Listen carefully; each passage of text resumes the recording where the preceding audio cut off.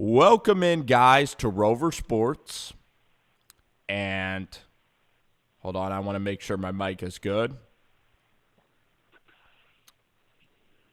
Yes, I believe we are good, and we're going to go ahead and we're even going to check. My mic is coming through great. Okay, so we're live. It's college football picks. It's with Davey Horns. The title is all locked in, and we are all good. You just dropped a bombshell on me, David. You said that you were crying this morning, so the floor is yours. Yeah, Go no, ahead and explain. Spencer, I didn't cry. I almost cried. I was watching College Game Day maybe about 15 minutes ago, and these guys, they want to take your soul. I mean, I'm watching this story about this kid, Patrick O'Brien from Minnesota, and really gut-wrenching story about how the kid survives cancer 4 different times. And it just, it makes you want to cry. Finally played in his first college football game last week at Rutgers, a placeholder, a true inspiration to everybody. When you're watching this thing and he's talking about he's got these 7 wristbands of people that he knows, and not all of them survived with the same type of cancer. And it's just truly inspirational. At the same time, it just makes you want to put the little things into perspective and just, man, I almost shed a tear this morning, Spence. It's so I'm not deep gonna lie to and you. layered. It's so deep and layered. I mean, the guys had 4 bouts of cancer, and for Coach Fleck to allow him on the team, but he provides such a, Patrick provides to those kids like such a different perspective. Like if you're trailing in the fourth quarter, nothing can be more adversity than like what Patrick has dealt with like in his life. And this is a guy who played quarterback. I think he played running back, and now and to continue playing, he's been a placeholder, and it's just amazing. He's just continued to persevere, and he just loves the game of football.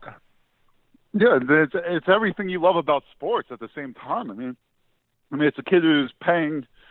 He's a walk-on, so he has to be paying, if it's not scholarship, whatever. So whatever it is, University of Minnesota football has not contributed to his financial education. So, he's doing it for the love of the game and the love of sport, love of competition.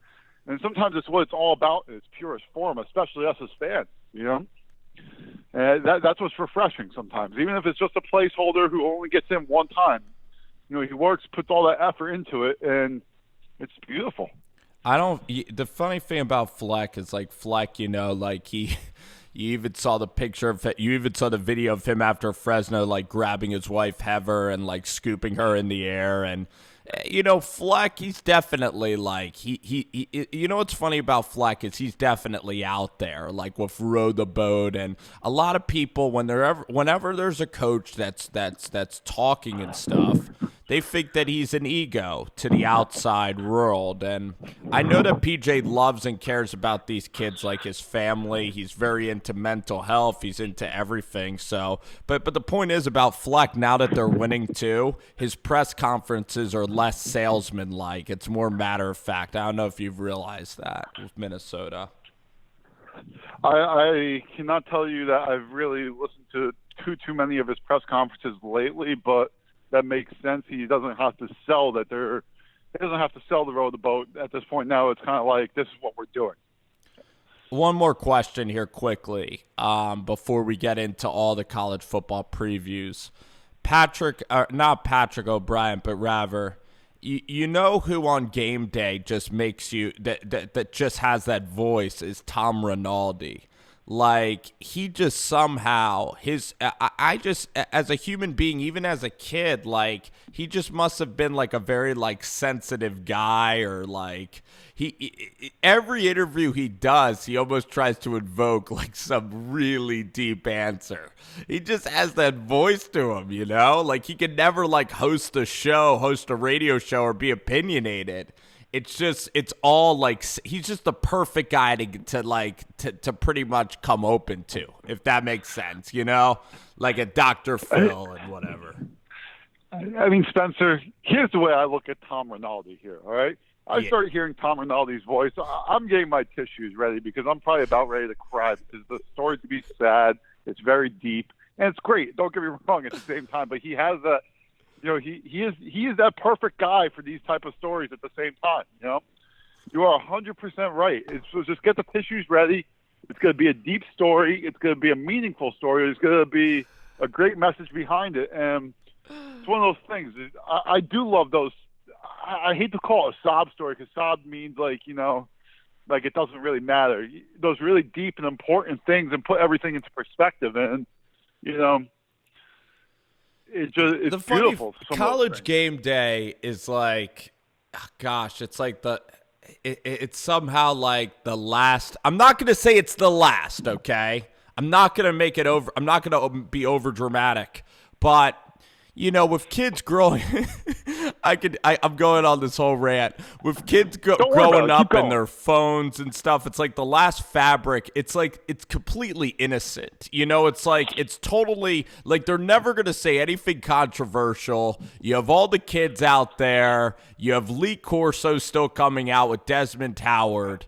It's just perfect, and it's something that just shouldn't ever change. And it's like they have the innocent, sad stories. It's just, you know what I mean? It is perfect. With everything changing around us, we need that thing to stay. Let's think just quickly, right? Last thing I'll say is think about Lee Corso. He had the stroke maybe 5-10 years ago, whatever it was. He's fine now, but from time to time he'll have a hard time getting his words out and things like that. And one of the things I love about game day is that the Desmond Howards, Kirk Herbstreit, they protect him on set. If he's having trouble getting something out, it's not every week. Maybe it only happens a couple times a year. They protect him and they speak for him, and they never make him look stupid because he has a couple of physical limitations. I mean, you can read about it if you do a little research into it, and to me, it's a beautiful thing. It's like the biggest family atmosphere.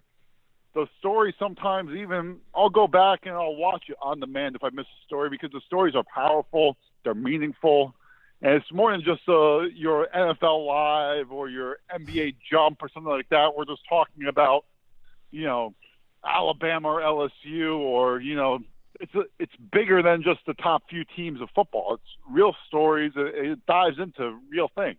Real stuff, real serious stuff that is very heartwarming. So. Now Davey, let's get into what I was just talking about. Even though you're a bloodhound, man, and you came at me at the NBA podcast and you're a bloodhound on that, you still have a soft side for college game day. Let's talk about the game at 3:30. Let's just talk about these big games, man. I think that if Auburn's going to win this game, they cannot play like Florida played on defense. And, if LSU scores over 35, forget it. What's the number that Auburn's defense has to hold LSU for Bo Nix to be able to score enough points today? I'm going to give a low number here. Here's what I'm going to say. This is the number that they have to hold them to. I'm not saying that this is going to happen. I think LSU needs to be held to 20 or 21 or under to give them a remote chance. I don't see. That's not what I'm saying that they're going to be. But if they're going to win this game in LSU. This game is going to have to become ugly. It's going to have to become long possessions with Auburn holding the football. Run the play clock down to under 10 seconds and under every time. Things like that. And honestly, I think that Auburn is a better matchup for LSU than Florida was. Going into that Florida week, a lot of things you'd heard about the defense. Two guys from the secondary that had played the week before in Auburn were banged up. So, it kind of all contributed. A couple of defensive linemen were out. And LSU just really, by the third quarter, completely took advantage of it. The depth was not there. I actually think Auburn has what I would call a puncher's chance today. I'm not saying that they're going to win, but they have the defense to at least match up with LSU. The defensive line can get some push. I don't think it will be enough, but some of these things will give them that puncher's chance. If they can hold them to 21 and under, who knows? Maybe Auburn will have a game. I don't think it's going to happen, but I think the key to this game for LSU is can they really get that run game going? Because if they don't get that run game going, I think this is going to be the first time we're going to see Burrow maybe struggle a little bit because that defensive line at Auburn is pretty darn good. And, if that run game isn't going, out of nowhere, you're going to have. You're going to have 4 defensive linemen just teeing off on Burrow all game in the sense of they know that run game's not a threat, and it's going to make it a lot harder for him than it's been all year. That being said, I would still expect LSU to win. Now, last week against Mississippi State, the Bulldogs kind of were – I think that Joe Burrow wasn't hitting explosive plays in the first half. Now, he talked about after the game that they didn't come out and they weren't that focused in Starkville last week. So the good news for Auburn, and I really want to see LSU tested in this game. I want to see this come down to a fourth quarter game. LSU's offense, they haven't really been stopped all year. And even that Florida game, you never really got the sense that Florida was going to win. It took Van Jefferson making incredible plays just to keep LSU off the field. It took Kyle Trask playing out of his mind. But Auburn against the run, they are number 3. They are number 9 in the country. They allow less than 100 yards. And Derek Brown is going to be a top 5 pick. He's on that defensive line. Marlon Davidson could be a round 1 or 2 pick. So they're gonna have to get their defensive line getting pressure on Joe Burrow, because I don't even think Joe Burrow, and this is something when you evaluate Burrow for the NFL, he's not a guy that's going to run. And that's something that I worry about a little bit with Joe Burrow. Is him running the ball. I 100% agree, though. That's great. The great point. It kind of goes back to those discussions we have off air on, the way that the NFL evaluates quarterbacks. It has to start changing because, Burrow, as great as he's been, it's like I watch him and I think to myself, is this guy going to be like your Joe Flacco, your Eli Manning, Matt Ryan type, in the sense of this guy just kind of seems to stand in the pocket, and when he gets flushed, it's not very pretty. He doesn't do things great on the run. All right, if Joe Burrow was going to go into the draft last year, where would have been drafted? Because I have my answer to this question. He wouldn't have been drafted last year. Yeah, and he wouldn't have even been close. I mean, his career would have been like over. Matty Mock. Matty Mock at Missouri, before he did the cocaine, even had a better career, His career would have been very uneventful. He would have been a career backup. He went to LSU and did decently, right? Like had one all right season. Yeah.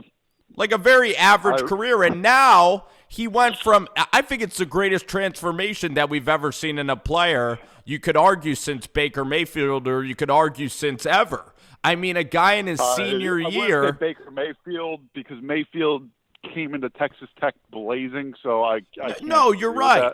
Like, who's a guy that was obscure for 3 years? It's probably Minshew, in I guess. And that'd be a great comparison. It's a guy that completely explodes in his last year, and even he's going to be a round 1 guy, and even Minshew wasn't a Heisman guy. And it's just incredible. Like, I think it's his personality that makes Burrow, so fascinating. He's so competitive, and it just is. It's wild how he went from a guy that's a career backup quarterback to just dominating games. I mean, honestly,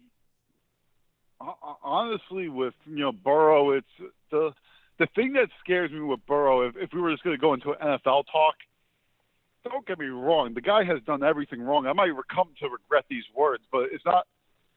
He makes every throw. What scares me with him is that, is it Burrow or is it just this system? And because you saw a guy in Burrow last year who consistently was missing throws and things like that. Has he gotten this much better? Which I think he's gotten a lot better. Or has Joe Brady and the offense, the offense coordinator, just putting him in these great spots with these receivers who don't seem like they can be stopped, And it's, is it the chicken or the egg? And I'm going to lean and say that Joe Burrow should not be a first-round pick when it comes down in the spring. And I I'd pump the brakes on him as a prospect a little bit. It just the inability to get outside the pocket, and really make these throws on the run. A lot of it puts a lot of caution on it for me. I think these guys put him in a great position. I think he's got very good receivers. He makes all the throws that are needed. I get it. But then it seems like when the pocket's not completely clean, he has not made these throws consistently either, the few times that he has been asked to do it. I think he's a good college. He's an elite college quarterback. 100%. I think but his skill set is not. He can't even make his velocity on his throws. Though he doesn't even have a strong arm. He can't really make hash to hash throws. And you look at Dwayne Haskins is even having trouble because he's not a mobile guy.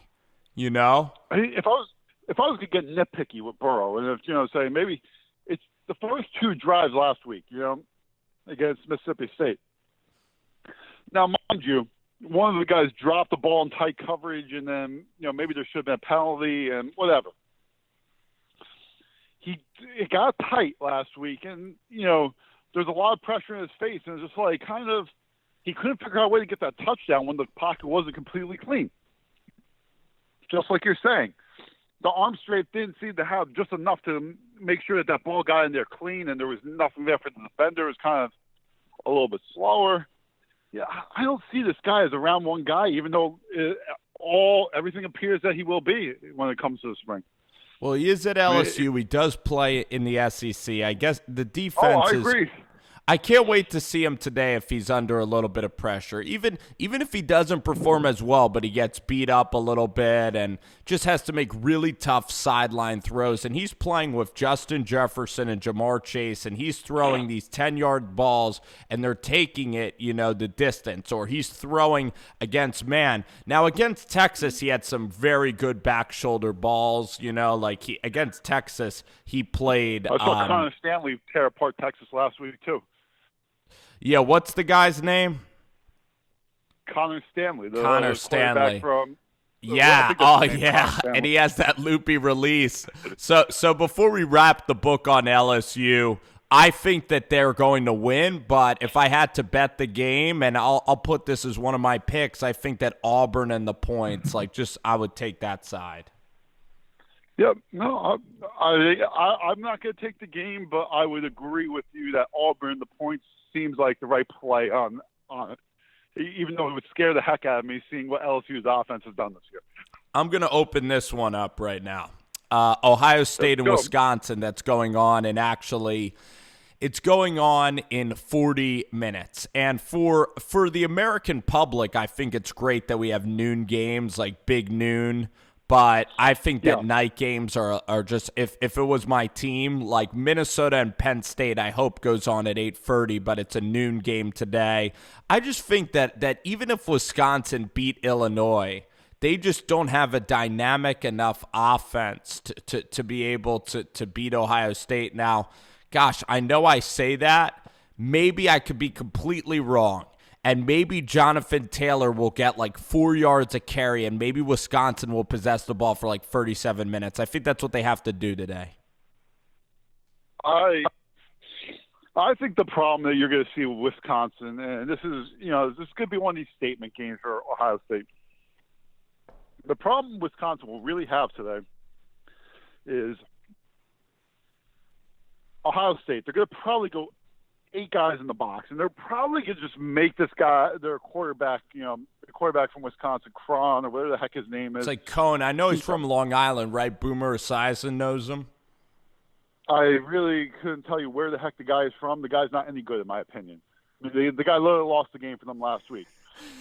The best thing going for him is that Alex Hornibrook came before him. Honestly, you won't want to get me into that discussion because I think Alex Hornibrook would be a better quarterback for them right now. But Alex Hornibrook is not a good quarterback. But I think that they're kind of ruining this decision to kind of force him out and going with this guy because I think Hornibrook was a better quarterback. But okay.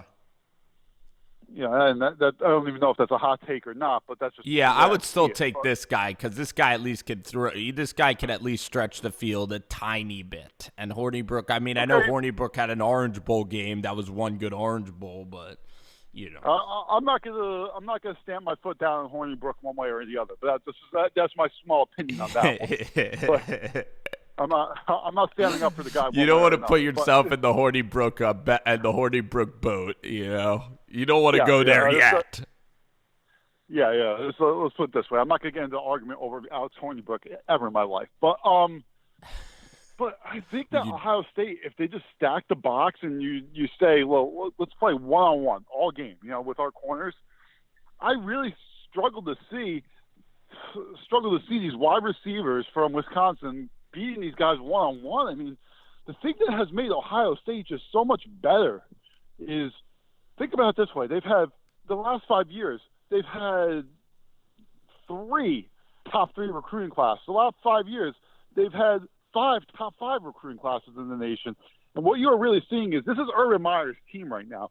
But what is, I've listened to another podcast with some Ohio State people this week, and the feeling around Ohio State is they are getting this kind of like golden generation of Ohio State where it's like you've got the best of both worlds, because a lot of people don't think Urban Meyer was very good with his X's and O's, right? It's kind of always been the knock on him. Well, you've got all of the Urban Meyer recruits, because Urban Meyer is probably just as good as anyone, if not, maybe Nick Saban's probably a little bit better at recruiting in this day and age, right?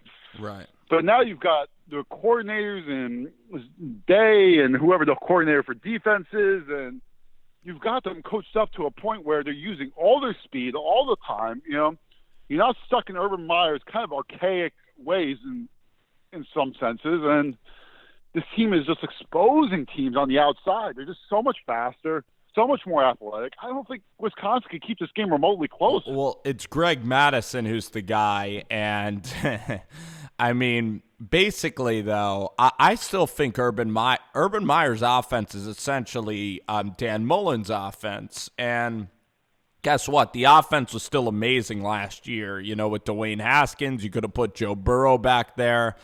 And the recruiting is just, it's a combination of the recruiting being at an all-time high. And also, Ohio State defensively, though, they have SEC skill position players, and their cornerbacks, like Marshawn Lattimore's like a top 5 corner in the NFL. He goes to Ohio State. Malik Hooker is a first-rounder, Ohio State. Joey and Nick Bosa, I believe, both of them. They're Ohio State, so... You know what it is, Dave? It's just, it is absolutely the recruiting. I don't know if the Big Ten, maybe the Big Ten, I'm not going to say it's down. Michigan State is still Michigan State. Penn State is damn good. Michigan is good for Michigan. They're just a level above it right now. It is just the recruiting. And even under Tressel, it's never been like this. Never. Never's been dominant like this. I mean, this is just, you're kind of, and, as I said, the offense was still always very, very good. I'll agree with you on that. I think right now the one difference is that Zach Day and them, they have made the wrinkles to kind of make the offense a little more explosive to the players, to where when it was under Urban Meyer, he didn't care because he was just going to do exactly what he was going to do no matter what, and he believed that this was going to work. And I think that's where you'd always get the Urban Meyer fault game. I don't think that you're going to find a game this year where this Ohio State is going to slip up. I really don't. It always seems like there's a team in the Big Ten that can figure out his offense for a game, a half, and maybe that half was just enough. I don't think it's happening this year. I think this team is way too explosive. It's almost like Justin Fields. You know what's incredible about Fields is, remember, he was in that quarterback He was in that quarterback competition, actually, before the season. And the thing about Fields is Fields has made some great throws. There was no quarterback competition there, by the way. Yeah, it was just talking points, or just it was if you motivate. See who their backup quarterback is, I'm gonna promise you something right now, okay? Gunnar Hoke. It might have been a talking point. There was zero quarterback competition there. Okay. No. All right. I'm glad you corrected. It was just like, remember Jarrett Stidham? It was a pseudo competition, which happens I mean, sometimes. I'm telling you right now, there was no quarterback competition also in Norman, Oklahoma. I promise you that. No matter what they want to try to tell you. It's Spencer Rattler. Who's not even their backup quarterback, but there you go. Spencer Rattler. All right, so and my theory is, you don't want to put Rattler in this backup quarterback. You don't want to scare. You don't want to scare. Let me talk about Fields, though, for a second, Dave. Fields I think this is one of the great offensive lines in college football. He has all day the cleanest pocket to ever throw the ball. These receivers are running wide open. He only throws the ball 21 times, where it's really hard to evaluate. He always goes 17 for 21, 205 yards, and 3 touchdowns. It's always a clean stat sheet. And it's just really the most complete team in college football. Their defense will get after you. And but here's the thing about Ohio State is that I guess their toughest game was Michigan State, so they still don't you still want to see them prove it, I guess, against like a Nebraska? I think if they'll beat Penn State, I still think they beat Penn State, and then they're probably going to play like Minnesota or Wisconsin and get to the championship. But do you need to see Ohio State up against an elite team, or you just believe that this team is just fantastic? It's just the best team in college football. Let's put it this way. I'd love to see them against an elite team, but I can promise you in my evaluation of what I've seen in the Big Ten that I don't see anyone, my evaluation would be, you're not going to see them play anyone elite until they get to the college football playoff. And, then we'll see them play an elite team, but they're not going to lose before that. I mean, I'll be utterly shocked. I'm with you. Go to this point real quick. You always say Justin Fields, he's got this clean pocket. Well, why is that? Because teams are so scared to blitz. It's not because Fields is this great quarterback off the blitz. It's because if you blitz, that means you have to play one-on-one with these skill position players, and if they catch the ball and they make someone miss, these guys are gone. That's why everyone's so scared to blitz the guy, because as soon dump off to J.K. Dobbins, what's that going to lead to? One missed tackle, and it's going to be a 40-yard touchdown or 40-yard gain down the field. I mean, it's a scary team on the outsides. No, you're absolutely right. You are 1,000% correct about their explosiveness, and I think they have young receivers, because I know Paris Campbell, the kid in Washington is doing really well. Single Laurie McNaurin. Yeah, I mean, what's it called? I mean, you look at the kid who's unbelievable. There's the kid Olave, the receiver. He'll be big time when he comes to the NFL. In a year, he's a sophomore, true sophomore. He goes up, he makes the plays, he makes everybody miss. It's just, the guy's a talent. He'll be a first or a second round guy. I mean, I don't grade receivers like that, so I don't know. But the guy's truly special.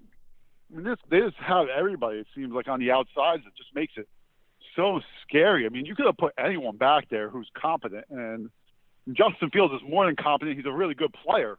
And his offense would be at all cylinders. You know what's incredible about Wisconsin's defense? They are number one in everything. They're only giving up 7 points a game, yards a game. They're giving up less than 200 yards, 195.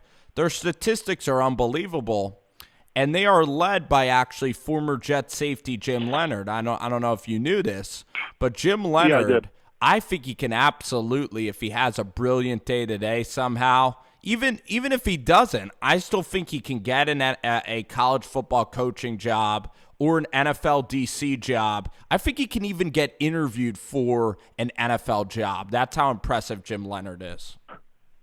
Well, let's take this into perspective here with Jim Leonhard, which is you're 100% right. The thing with a guy like Jim Leonhard, and it's these coordinators are making so much money now at the Power 5 schools. Unless he gets like a Power 5 head coaching job, I might not actually see him leaving. I mean, the guy's making, I think, like 1.5 there or something like that, Wisconsin, something ridiculous, Mm-hmm. 'Cause I saw this before the season. It's like, I don't know, unless he's getting a Power 5 head coaching job, he ain't leaving there to go to, per se, like, if somehow, Appalachian State moves on, let's go hire him. He'll take a pay cut, No, and that's a bad idea. Yeah, so I mean, it's going to be very interesting because the guy's brilliant. You're 100% right. It's just a matter of, and I agree. Out of nowhere, you could see this guy make that bizarre transition from being DC at Wisconsin to out of nowhere, some DC in the NFL, or even more bizarre. I mean, we saw with Cliff Kingsbury, he could be we don't know how people feel about him. He could be a head coaching candidate for all we really know. I think if the Jets brought him in, like, this guy knows defense, and I don't think it would be a terrible hire either. I think he's great. I mean, he's a guy with an NFL background. I mean, I wouldn't put it as that bizarre that if you told me in March, so and so team was going to hire him as a head coach, you would kind of raise your eyebrows. Then you think to yourself, NFL background, NFL pedigree, great defensive mind. I'm not saying this guy's next head coach, but it wouldn't shock me in any way. I think it would work. I think it would actually be a very good hire, an NFL head coach. I think he really would be. Yeah, so I mean, but I think this guy's got all the pedigree to do kind of whatever he wants whenever the opportunity comes. And you're 100% right. That being said, I think Wisconsin's played a weaker schedule. I think that you look at some of the offenses that they've had to go against, it's not very good. True. I think these numbers are kind of inflated based on those bad teams that they've played. That being said, I think Ohio State's just going to run them off the fild. But we'll see. It all comes down to the running game, Dave, because if you get 4 yards, if you could get like somehow 3 first downs on each drive, and you really just suck the air out of the game, that's what you got to do. Suck the air out of the game. Go on to the next game.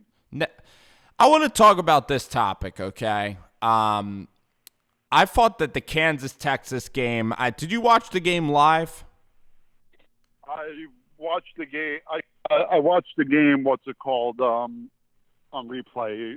On Saturday morning, about 2:30 a.m., it came on ESPNU. And I was watching it for about 3 hours. So you knew what happened. Yeah, this Kansas offense, and this was really one of the great stories in college football. They fired their old OC, and now it's this guy named Will Dorman. I'm going to get his name right. It's actually Brian Dorman. Did you hear about his whole story, man, and how he's the new OC at Kansas? I don't know all the story, but the offense, go into the story, I don't know it. Yeah, basically the guy was at a Division II level, and he wrote a book called like How to Run the RPO, and he broke like the school record at Bethel College for like yards in a year. He got like an insane amount of yards. He led Division II, and that he's a rising star in the coaching profession. So that's why Kansas, they just had so much swag, and just to see them take Texas like that to the end of the game. And I know you're a diehard Texas fan, but myself and probably 95% of people, I didn't watch the game live either, but after they scored the 2, they probably wanted to stop Texas, but Dicker the kicker hit it. But what a game that was. Yeah, I mean, let's put it this way. Texas has a whole bunch of problems. I'm not even getting into that because I don't want to take anything away from Kansas, They looked lively, a bunch of third downs, fourth downs. Whenever they need to make a play, Kansas really seemed to be able to make a play. Now their defense couldn't keep up with it because Sam Ehlinger is basically the best second-half quarterback of all time by some quarterback ratings that you'll get in FBS history because his QBR is like damn near, in the second half of games. It's like 90.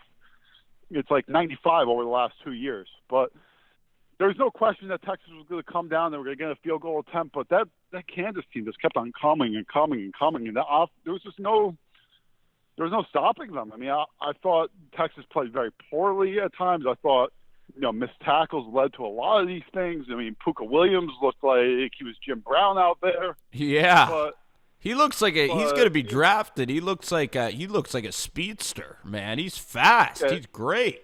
Yeah, he's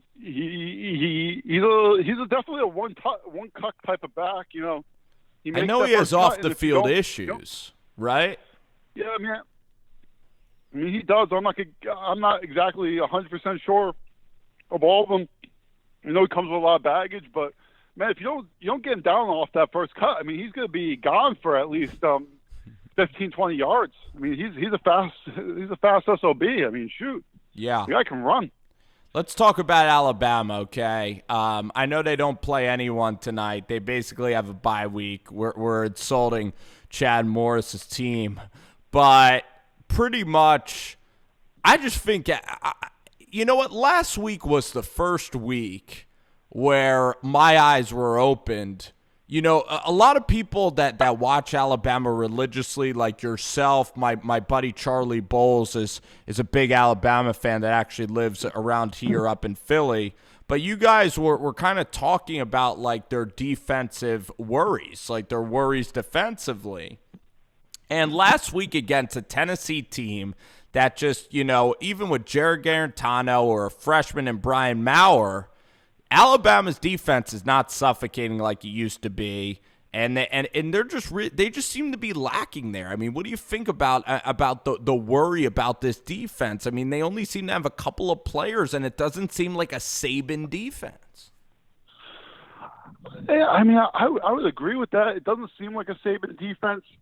I tend to think, you know, this is something you can't prove one way or another. I tend to think they're a little bored out there. You know, I think team is not as mature as it has been in the past. You know, I think in a big game, they will step up. They'll look a little better.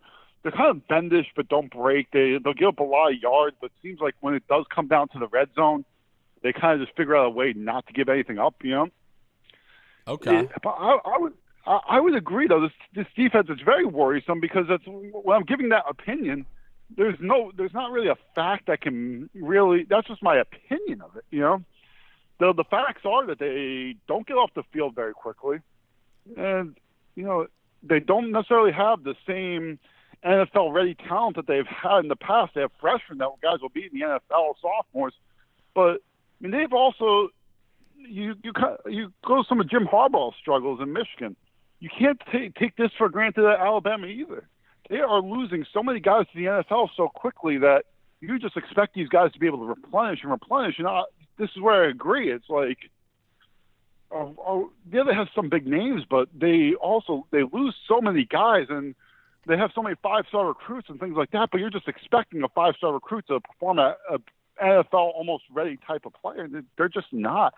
I believe it's kind of similar to LSU. It's like we heard about the defense, and then when it seems like it really needs to come up, the defense shows up. I kind of believe that will happen with Alabama in a couple of weeks against LSU, but honestly, that's just an opinion. The facts are that they're struggling. There's no doubt about it. Yeah. Let's talk about Tua for a couple more minutes, then we'll analyze the slate. We'll do NFL picks maybe tomorrow morning because we are right up against noon kickoff, Dave. And I actually love being rushed in the noon kickoff. There's nothing like waking up and having noon kickoff. You know, there is nothing like it, man. A whole day of just beautiful college football. There's nothing like it.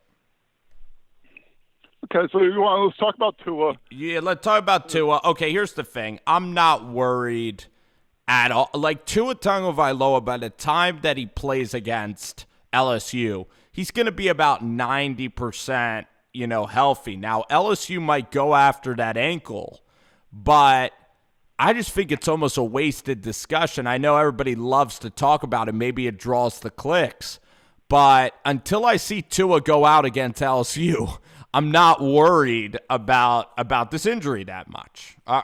What about you? I am half concerned about the injury because, okay, Tua came out of the game last week, and let's put it this way: he played a play and then he came out. Right? We get that, Right. There's also a part of me that knows that if Tua Tagovailoa, if they they knew they were beating what's it called at the time, Tennessee. What the heck is that team? Tennessee. They knew coming hell or high water, they'll figure out a way to win that game, right? Right, and the refs will figure out a way. Officiating was one brutal. way. officiating was brutal, but either way, that the refs weren't going to need to play. Yeah, there were some bad calls and that stuff, and maybe it screwed Tennessee out of 7 points here or there, you know.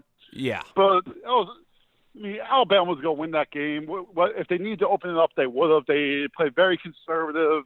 You know, Nick Saban is the classic, just get me out of here. I don't care how it looks, you know, type of guy. And he went back to his A.J. McCarron, Greg McElroy type ways where he just knew that he needed to get out of there and didn't want to put the game in the hands of someone else. But I think if they needed to, they could have won that game a lot bigger. That's neither here nor there.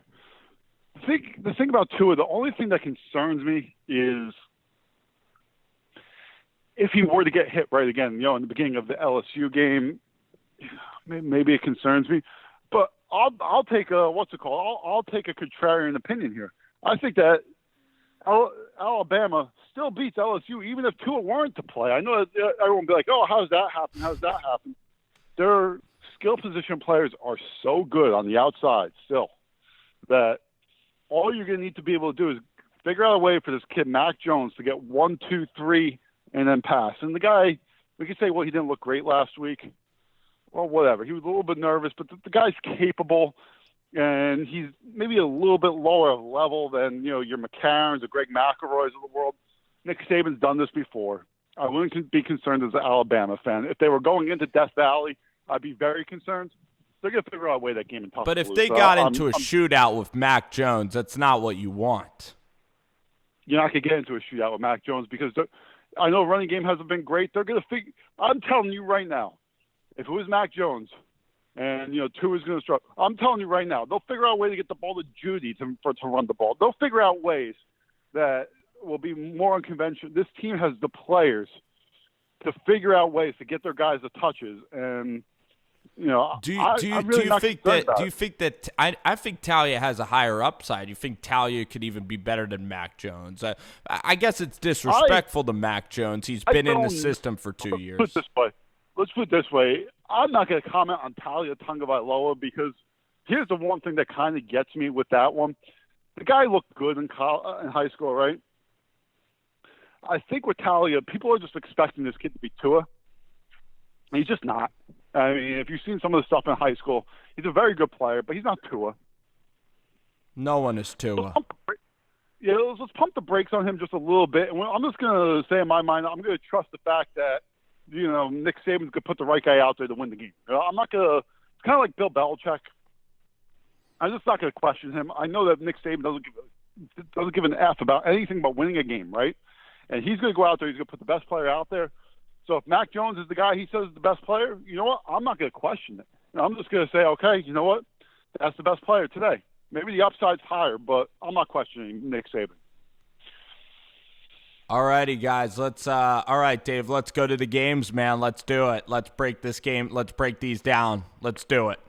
So 12 o'clock slate, let's get into our picks. Okay, let's get this things up. Okay, let's go. You ready? Yeah. All right, first game I love today. I think Pittsburgh -4.5 against Miami. I love this game. I think Miami's a train wreck. Miami had the one win a couple of weeks ago against Virginia on Friday night when like 4 offensive linemen were hurt. Miami last week loses as a 17-point favorite to Georgia Tech. The week before the Virginia game, they lost to Virginia Tech as a 14-point favorite. They're in Pittsburgh. If you remember a few years ago when Miami was like number 2 in the nation or whatever they were undefeated. They went to Pittsburgh and they lost. This Pittsburgh team is better. That defense is a very good defense. The pass rush is very good. I think this is a brutal matchup for Miami out in Pittsburgh. I would expect Pittsburgh to win and cover this number big. My next pick at the 12 o'clock slate, I got into it earlier. I think Ohio State covers that 14.5. We previewed that earlier, so I'm not going to go into it anymore. And my last 12 o'clock pick, I really like Iowa over Northwestern. 8.5 right now. The number's sitting at anywhere between 9 and 8. It's been fluctuating. Northwestern has just looked completely incapable on offense to do anything this year. I think Iowa has not looked great. I would agree with that. But at the same time, I think they're confident enough to be able to score 17, 24 points. And I don't know that Northwestern scores more than 10 after what I saw last weekend against Ohio State. Spencer, you go with your next three. I can't believe. Well, there's a game on here that I'm literally shocked at the number, and it could be a gem, and it's one that you're even going to be very impressed with because usually you like to go off the radar. So I know from doing picks with you now, you know what picks are impressive, and I've kind of been going boilerplate. Like I totally went public last week, and I've gotten burned. Like even the Texas Tech game burned me, South Carolina. So I'm gonna pick like some underdogs with some numbers here. There you go. I will take Mississippi State in the 11 at Texas A&M. I'll take those points. What do you think? Quickly, I think it's a smart play. Mississippi State played well last week for the most part. A&M kind of has been shaky. Yeah, I think it's a good play with the points. Yeah, it's a good play. There's some really interesting numbers. I'm gonna do it. I just I like Kansas State. I just think the number's too low. 23.5. I think that Kansas State's defense, even though they're all right, they haven't really played anybody great. And as much as I'd like Kansas State's offense, Oklahoma's athletes on defense, I'll lay the points. I'll lay the 23.5 because even late in that game they can cover. Like, who did Oklahoma play the previous week? They played a West Virginia. They started off slow, but in the third quarter they could drop like a 21-point thing on you. So I think Oklahoma could still cover in this spot. Okay. And then let's see. And then I'll give you a shot. Yeah, I'll go another 12 o'clock. I want to pick one of these interesting games kind of for our picks. I am going to take – oh, boy.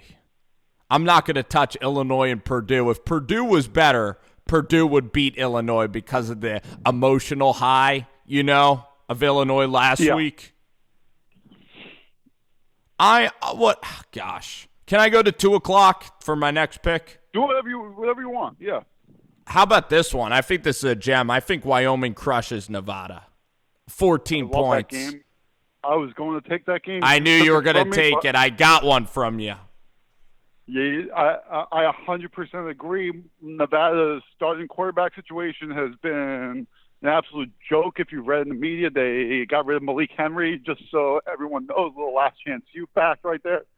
They got rid of Malik Henry, who started for them last week. Yeah, why? Quarterback's going back. I don't know. They said they wanted to focus on his academics. He's probably just being an idiot. But but yeah, they just got rid of him because they really want him to become a doctor and focus on his academics. But yep, a doctorate with Coach Brown, who's going to become a lawyer. Exactly. So yeah, the whole thing there, the dynamic seems weird. Wyoming will pound the rock on the ground. If you watched Nevada last week, they couldn't stop anything on the run. I think it's just a bad matchup. I would agree with that. Yeah, it's going to be a great spread. Go ahead, man. Go ahead. Give us some picks.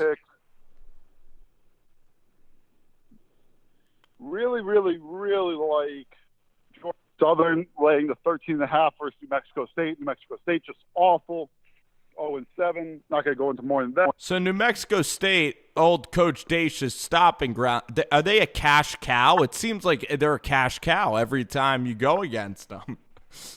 Yeah, you're making money. The next game, my everything tells you that it's supposed to be a trap. My eyes just tell me that they're just better than them.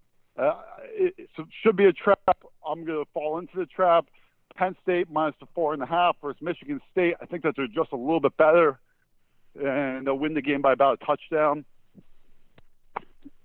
That's a good call. Is that a night game or 3:30? It's the 3:30. I am going to pick the toilet bowl game today. We're picking. I'm taking UMass plus the 9.5 points versus what's it called? UConn here. It's it is literally the worst game on the slate this weekend. Just a little bit worse than the Rutgers versus Liberty game. UMass just seems like 9.5 points for two bad teams. I'm just gonna, throw a few bucks at it and watch terrible football. Yeah. Let me give you a couple more games. I think that Stanford only has to win by 2 points to beat Arizona at home. Stanford's going to win. I mean, they played – they got a surprising win somewhere along the line. I think it was Washington. No, who did they beat that was surprising? Washington. Is Davis Mills playing this week? Because if you saw Stanford last week and the quarterback literally was non-functional. I would not touch Stanford unless I know that their Davis Mills right. Costello is playing. I'm telling you the quarterback is non-functional. So you didn't pick the Longhorns, and the Longhorns are going to Gary Patterson's place, but it pretty much will be a home game in Fort Worth there. I'll take Sam Ehlinger. I will. I'll take the 2 all day long. I'll take Sam Ehlinger. I'll go with the public here on Texas. I actually disagree as a Longhorns fan. You think TCU's beating them? Unfortunately, I think this is a trap for Texas. My opinion is that the last 2 weeks that they've played a lot of plays. Kansas last week put up like 102 plays against them. Oklahoma the week before, a ton of plays. The defense is thin right now, a lot of injuries. I see this as just, I see this is where they're going to let down. The team just could be a little bit tired. Even the week before against West Virginia, the defense just looks tired. I could be wrong. Let's fire 2 more bullets, and I'm not going to talk about my Minnesota Golden Gophers. I'm not betting my Minnesota team, all right? It's good luck to not bet them. But Maryland's a stingy team. That's a tough game. You always have to respect your opponent. Even that Rutgers game was scary. Very scary. In the first half, Rutgers held them to 14 points. I agree. Got to row the boat. So guess what? I'm going to fire a couple more. I'll take Nebraska. I'll go right into the damn trap. I just go into the traps all the time. So Nebraska -2 over Indiana. Let's do it. Indiana is they're not a good team. I don't respect Indiana at all. Nebraska off of a bye week. Let's see it happen. I know I sound like a guy that's going right into a trap. That's fun. And then I think Oklahoma State, 10.5 is too many points at Iowa State. Too many points. Iowa State, they look good, okay? And they handled Texas Tech. They're hitting their stride. Oklahoma State had an emotional, tough loss against Baylor. Just 10.5. Just give me that late touchdown. All we need to get home. So I'll take Oklahoma State in the points. It's a lot of points. All right. I'm going to fire off 5 picks here, my last 5 of the day. Do it. Okay, we're going to go at 4 o'clock. I'm going to take South Carolina over Tennessee. I think Maurer is out. If Garantano is the quarterback, I don't see how he's emotionally ready for this game after getting the chewing he got last week. South Carolina is better than them. I'll take the 4. I'll lay the 4.5. The next game I'll take Hawaii -10 against New Mexico. It's a game I actually love. I think New Mexico's quarterback got suspended for exposing himself to the public last Saturday night, and New Mexico State's quarterback play is terrible at that. So you take their bad quarterback out and you replace it with another bad quarterback. The 10 points, I don't know. Hawaii always scores points. I don't know New Mexico can score enough to keep it going. My next play. Let's see where we at. I'm gonna take Missouri laying the 10 points on the road. I'm going into all the traps today, but Missouri was terrible last week against Vanderbilt. That being said, I think that they should. I love that pick. They should bounce back. It's the Barry Odom bounce back pick of the week. Yeah. You get the little bounce back. I mean, Kentucky just doesn't have a passing game whatsoever. They play a wide receiver at quarterback. They can barely score the ball. I think it's gimmicky, and also you're in the 3rd week of this, and the kid's been getting pounded. So I wonder how effective he will be running the ball.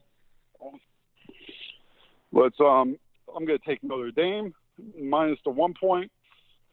And my last pick of the night, I'm taking UTA plus 3.5 late night against Air Force. Wow, you're going late night, a little CBS Sports Network. ESPN too. I'll tell you what. I'll go.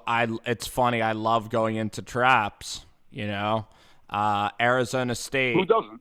-3. How can you not love going into this game at UCLA? Arizona State's a good team. UCLA is not. It's a trap. UCLA is going to play well in the game, but I'm going to take the Sun Devils. This is just kind of a fun thing. You're definitely better at betting than me, so I'm not telling people to follow these picks at all. You might follow them right into a ditch or a trap. South Carolina, Tennessee. I'm going opposite than you. I think Tennessee's playing really well this season. Even if it's JG or their third-string quarterback, I still think South Carolina, emotional loss last week. They're not a good road team. Even Missouri pounded South Carolina. 4.5 points I get at home, and Tennessee can win the game outright. So I'll take the Vols there. I'll go opposite than you. And then just to make it fun, I actually do believe that Michigan is going to win. Michigan played well last week, a game at the Big House. Notre Dame doesn't win at the Big House in recent history. And I think that just Shea Patterson and this Michigan team's going to hit its stride. So I like Michigan Michigan's getting a couple of points here. And then we'll make it fun. We'll go Kansas with the 6 points. And that'll conclude our show for today. Spencer, it's been a pleasure. An honor and a pleasure? It's been a pleasure. All righty. Honor, but pleasure. Yes, sir. Enjoy the football, man. In 2 minutes, we'll be texting about games. So enjoy it. Thanks so much, Davey. Take care. You too.